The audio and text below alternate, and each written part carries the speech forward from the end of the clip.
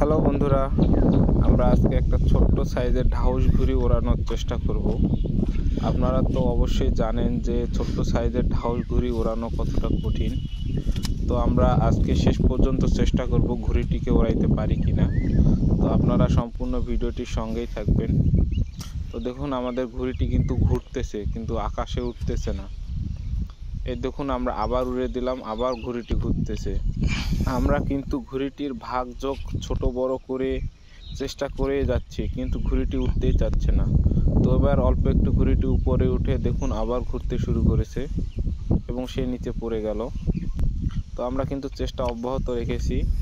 তো দেখুন, সে আবার ঘুরতেছে। তো এবার কিন্তু দেখুন ঘুড়িটি আকাশে উঠতেছে, কিন্তু অল্প অল্প, এবং সে আবার নিচে পড়ে গেল। আমরা আবার ঘুড়িটিকে উড়াই দেব।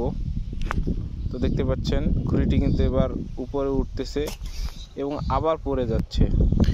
এইবার আমরা আবার ঘুড়িটিকে ভাগযোগ ছোট বড় করে উড়াই দিলাম।